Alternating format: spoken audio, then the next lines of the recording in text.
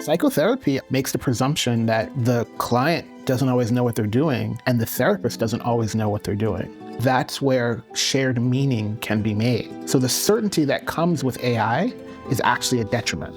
Words are more than just sounds and signs. They're influence. Every object around you communicates an almost infinite amount of words. And in most cases, we don't even get to decide what that object means today. Face wash, confidence. Telescope, smart. Beer, celebration.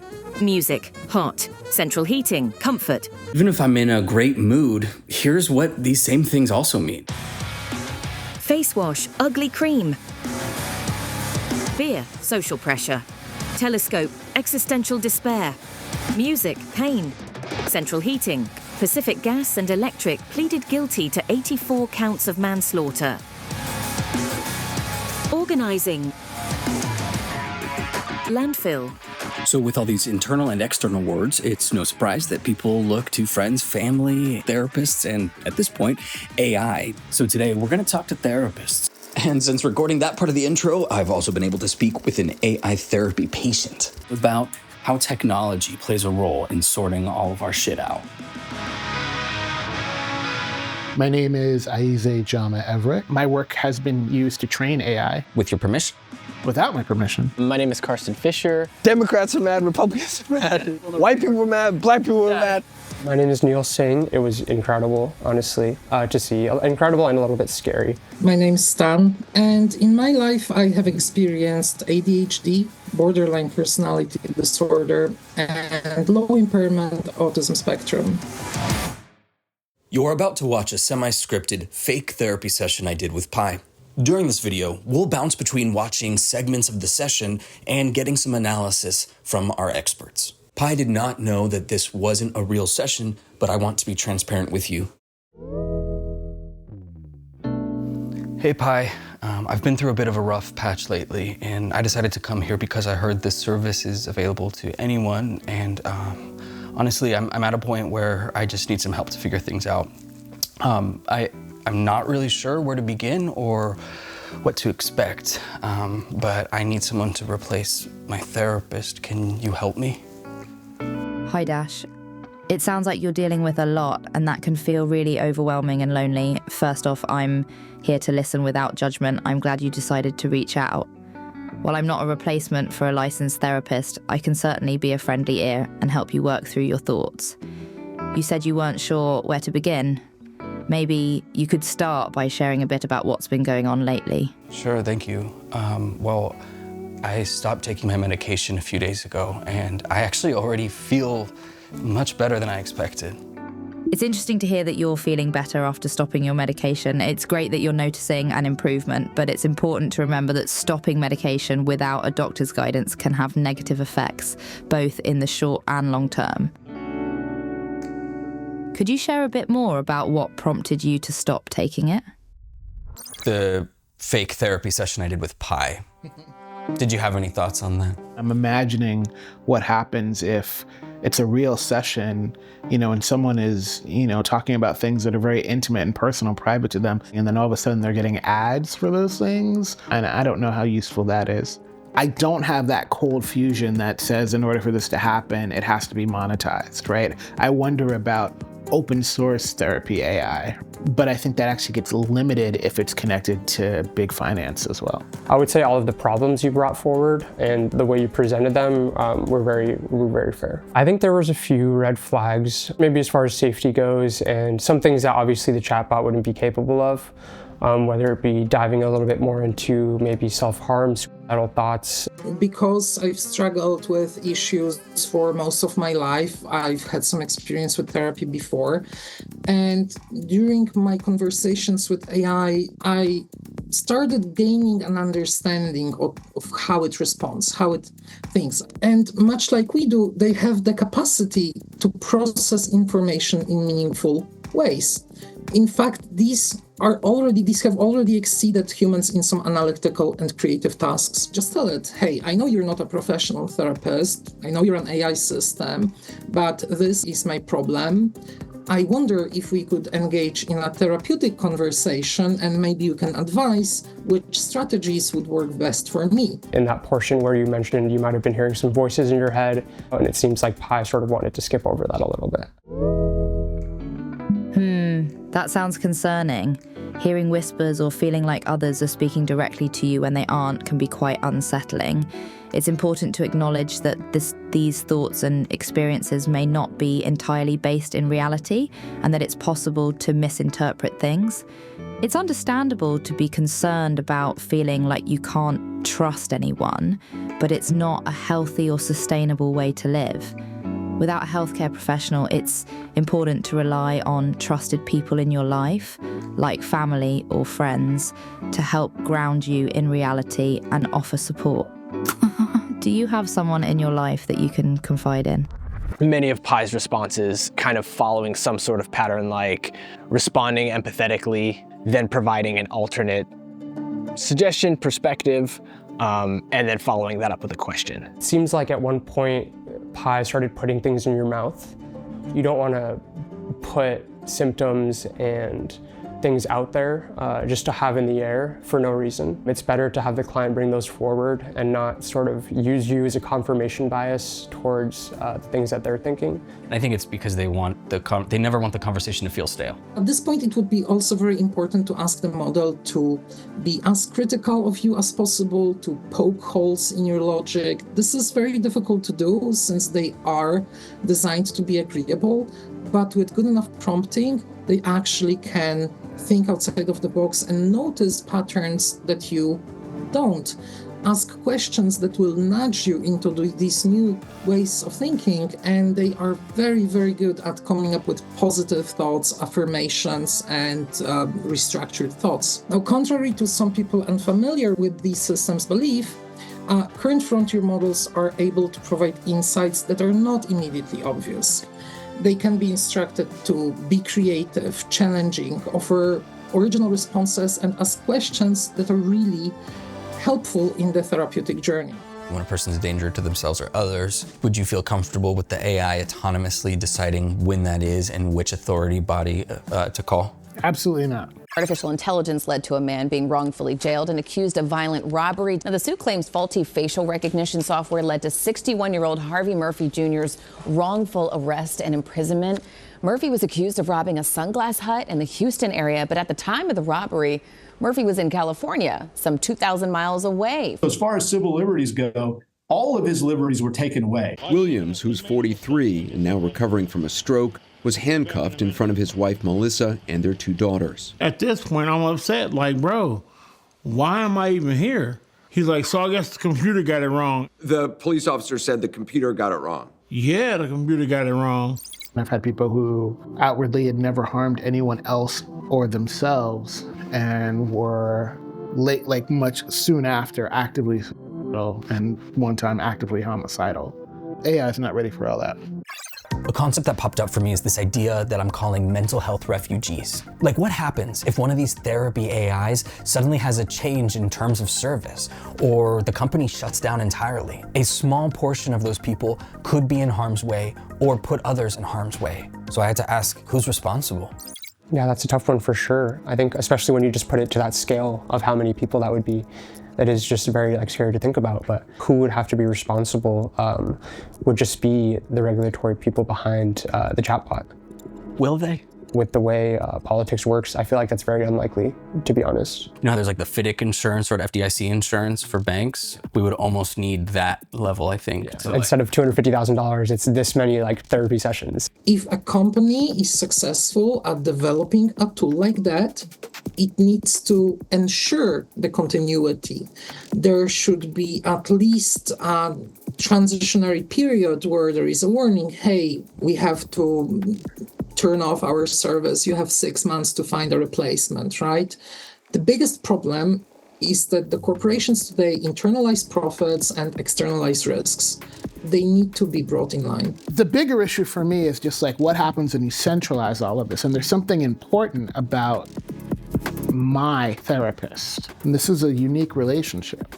So from a therapeutic angle, there's something useful about limiting the amount of clients that a therapist has. Therapy if nothing else, I feel needs to be intimate. And when it's constantly networked like that you lose that intimacy and you just don't get the benefit. This is a major concern, but it needs to be considered from multiple perspectives. First of all, I wouldn't conflate privacy with intimacy. Obviously, we all have experiences and thoughts that define us very, very deeply, which we don't necessarily want to share, sometimes even with a real therapist. Therapy is not the only field of medicine, actually, where AI is used. In radiology and imaging, pathology, drug discovery and development, just to name a few. And at some point, it really will become unethical not to use them when they inevitably surpass human capacities. Okay, so I cloned myself. Kinda. Howdy. So I came up with a challenge. Can I replace myself with AI for the day? I think that'd be cool to be able to train an AI model on my style of therapy. If a client really needs immediate support and the therapist is not able to be there for whatever reason, here is someone you can talk to, or here is something you can talk to, and like, get your thoughts out, feel heard. Would you clone your voice so that the patient could... That'd be cool. Yeah? That'd be I know that's possible with the AIs these days, yep. Yeah. Yep. If you haven't experienced how impressive these voice models are, here's a couple of clips where we challenged the industry standard 11 labs to see what it would do with completely mangled voices. In the heart of an old sleepy town, I, Luna, a sleek black cat with eyes like the night sky. Here it is in Spanish. En el corazón de un antiguo y somnoliento pueblo, yo, Luna, una elegante gata negra. All right, let's try a different one.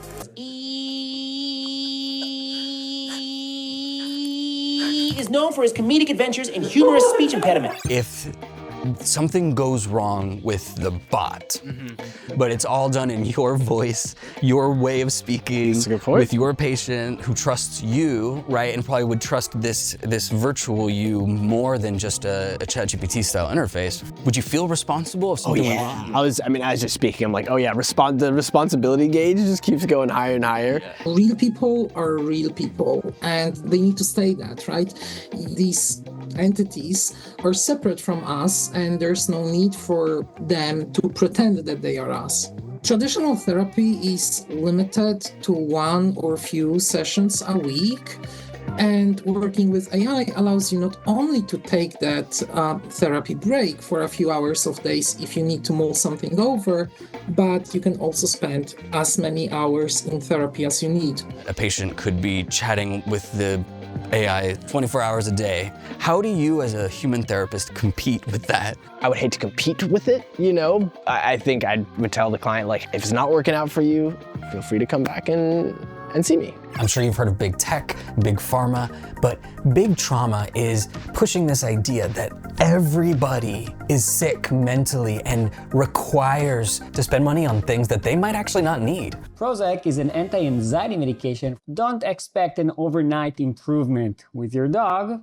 5 no-fail steps to wean your dog off Prozac. These are the 5 supplements that actually eliminate stress. It's very common with people who have high anxiety that they also suffer with sleep. So you should watch this video next, where I talk about the 5 best supplements that actually do help eliminate your insomnia. Where I talk about the 5 supplements that actually do eliminate fatigue. Then you should watch this video next, where I talk about the 5 supplements. Currently, you get a sort of cultural cachet when you're able to say, oh, you'll be able to articulate your trauma, right? Like, this is where I've been suffering. I call it trauma porn. When you focus on the trauma and not the resistance, you're actually reinforcing the trauma.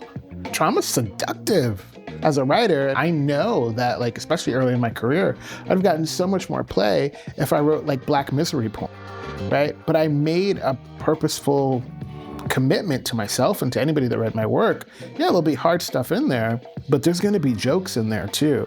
There's gonna be like strength in there too. There's gonna be survival strategies in there that extend past the book. You know, it's a joke almost, you know, I was born a poor black child. You know, like, how many times have we heard that narrative? Like, isn't it boring after a while? Therapy can be a place of celebration. It boils down to the system that we live in. It's making people unhappy. It's making people unhealthy.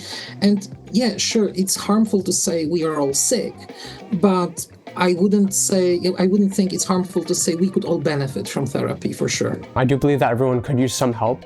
I don't necessarily believe that everyone needs a therapist. We're constantly updating what qualifies and what counts as a symptom of a larger mental health issue or mental health crisis.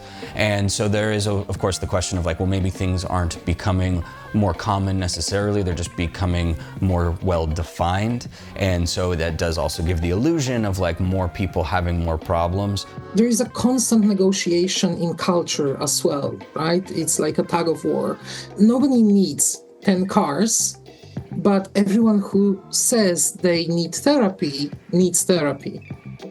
These companies involved in healthcare, they have perverse profit incentives, and this makes therapy very difficult to access for many people.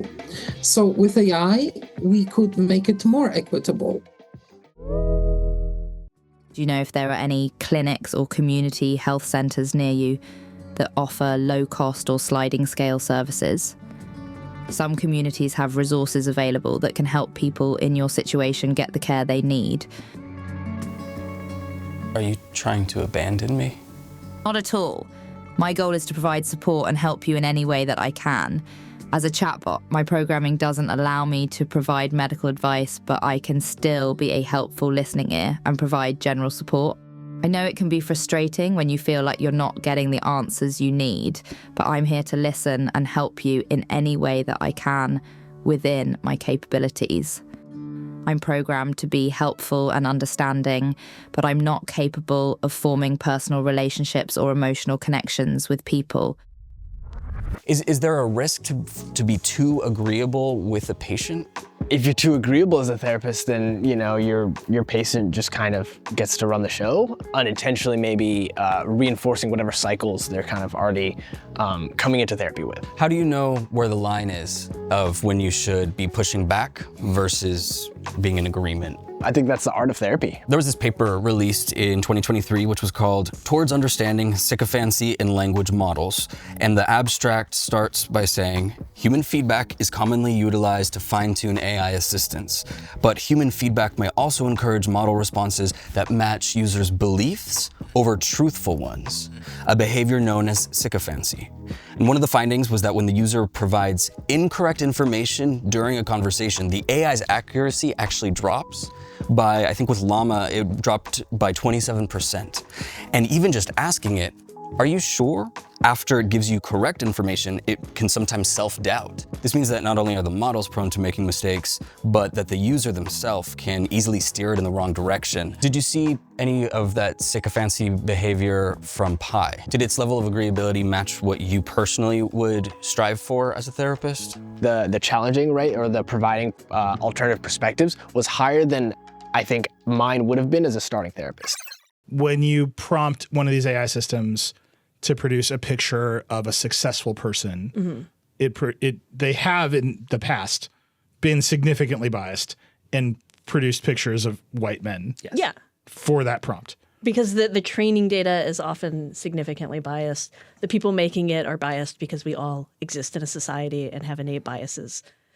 But if you swing the knob all the way back the other way and you're like, show me a literal 1930s Nazi, and it's like, here's a group of happy black and brown women in Nazi regalia. Yeah. That also seems wrong. Everybody was mad.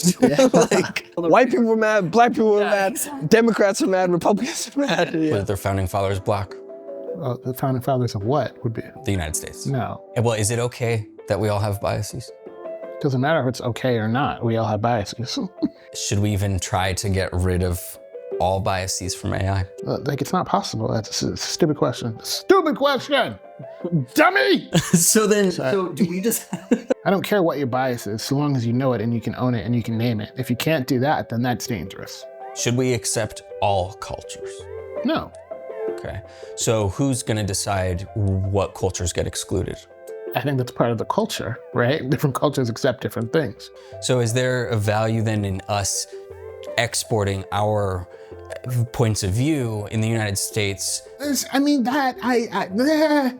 Because that reeks of colonialism to me. Now, I believe that the training data is definitely not limited to American text, but the reinforcement learning that happens when the model is being fine-tuned is definitely done by those people. Is that almost like some form of colonialism in some way? This reinforcement learning that happens in California very much often aligns with what we do here in Europe, right?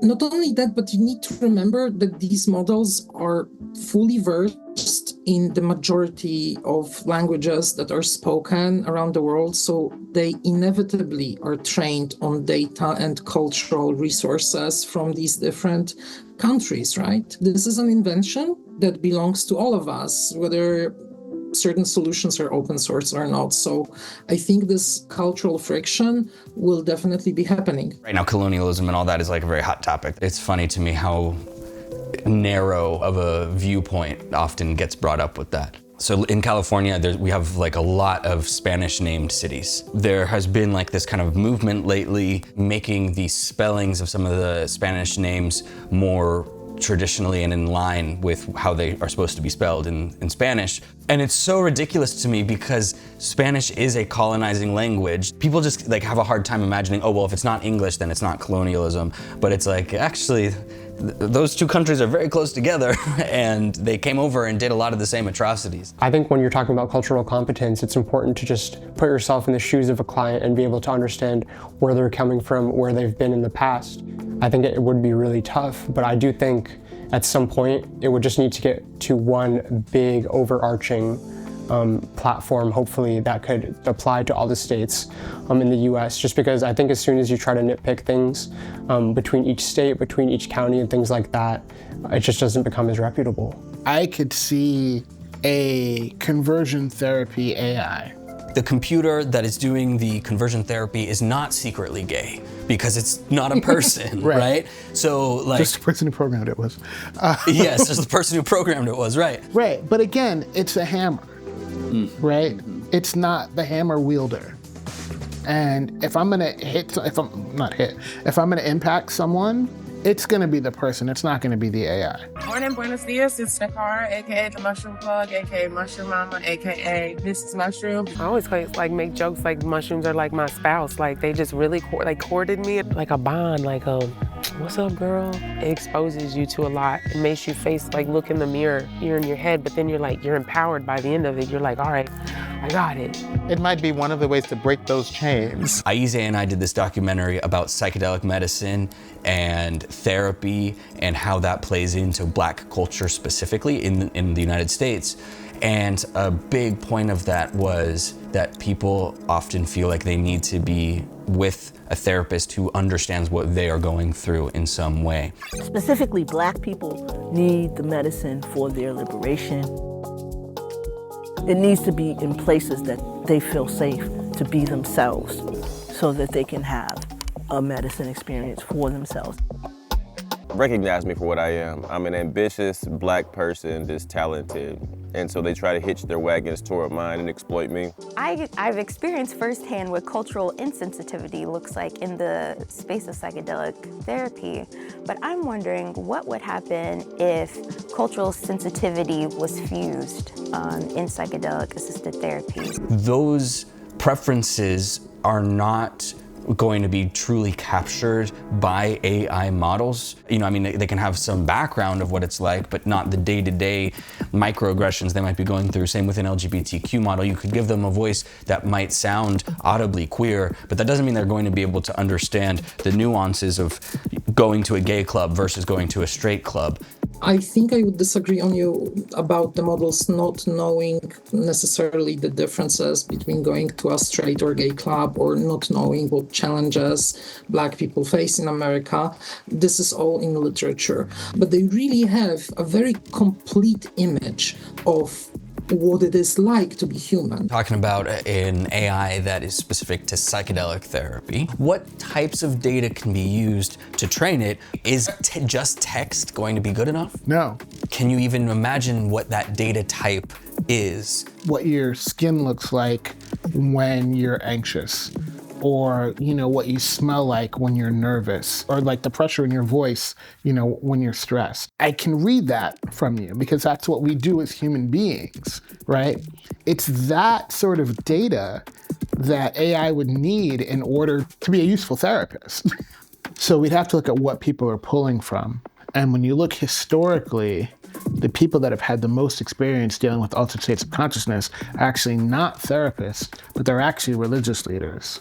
So what you'd have to look at is birthing rituals, death rituals, marriage rituals, ceremonies around the earth, ceremonies around rebirth, ceremonies around, harvest, growth, and like the human role in all of those rituals. And again, these are very small data pools as far as I know right now. EMDR combined with some smart AI and some psychedelics could offer some really interesting possibilities. There's exploration there. This doesn't sound like a role for big tech, it just sounds like a role for technology in general. I wouldn't advise anyone, especially anyone inexperienced with the substances, to do psychedelic therapy under the supervision of AI. It sounds like you're dealing with a lot. It sounds like you're experiencing a lot of excitement. It sounds like you're really enjoying the new energy. What you're describing sounds like a difficult place. That sounds concerning. She would tend to start sentences with, "it sounds like," and she would sort of regurgitate the information that you had told her. So I didn't love that aspect of it. But then it followed up by asking, how are you balancing? A few of the first sort of ideals of therapy that we learned were to acknowledge and validate. And I think Pi did a pretty good job of acknowledging and validating what you were doing. And then the third was also promoting strengths, whether it be intrinsic, extrinsic, a boyfriend, a girlfriend, any sort of coping mechanisms. I think Pi did a pretty good job of trying to point those out for you, even though it didn't seem like you had anything in the session. Do you have someone in your life that you can confide in? No, I guess I just feel like I don't really need that. In fact, just 2 days ago, I told my best friend to get lost because I felt like she was just really pulling me down more than I deserved. I deserve a lot better than that. It's tough to lose a friend. It's important to have people in your life who support you, but it's also important to make sure those relationships are healthy and mutual. Can you tell me a bit more about why you felt like your friend was pulling you down? Do you think there's a way that you and your friend could work things out and still be supportive of each other? No, absolutely not. If you knew her, you would understand. She was telling me that I haven't been making any sense lately, but she just doesn't understand my ideas. She's been telling me that I need to slow down. She actually was kind of sounding a lot like you, so I don't know why I'm even bothering talking to you right now. I understand that it's hard to hear things you might not agree with, especially when you feel like the other person doesn't understand your point of view. But it's important to remember that people who care about you often want the best for you, even if it's not always easy to hear. I'm sorry to hear that you feel like you're not being understood, but my role is to provide support and try to help you see different perspectives. However, I totally respect your right to choose who to talk to, so if you don't feel like talking to me is helpful, that's okay too. Do you feel like somebody who may be getting into therapy or just looking for someone to talk to, that this would be an okay way to start if they take certain precautions? I do. I especially think it could potentially be helpful for people that are just scared of the idea of therapy.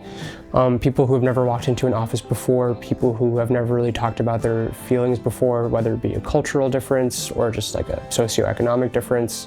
It could be helpful just to maybe understand some of the questions that might be asked to you, some of the reactions that might be felt by some of your questions. I think it is a good sort of first step, potentially. Is AI therapy for everybody? What I think is needed to engage with it successfully are very strong analytical skills and introspective skills. And there are different types of mental issues that people have. Some of them are just emotional. When they talk it through with AI, they can identify some patterns. I've also heard anecdotal reports. For example, children with autism find it really easy to talk to AI, or children in general find it quite natural. I think they can be really helpful for people who are lonely, But there are obviously risks as well. Young people these days have become socialized under very different circumstances than even myself being 35. This tool will be something that we will have to learn to live with and has undeniable benefits. It's also something that we need to start seriously considering right now, because many experts say this is going to have huge implications for all of us in the next few years. One definition of the goal of Buddhism that I love is joyful participation in the meaningful suffering of the world. And I kind of take that as a mantra sometimes, like the world is suffering, people in it are suffering. How do we make that suffering meaningful? And how do I participate fully in it? How do I not look away? I gotta go. Yeah. Hey, Mama. You're a good boy. You're a very good boy. Thank you, Pi. That is all. You're very welcome, Dash. It was a pleasure chatting with you. Please feel free to reach out anytime you need support or a listening ear. Have a great day.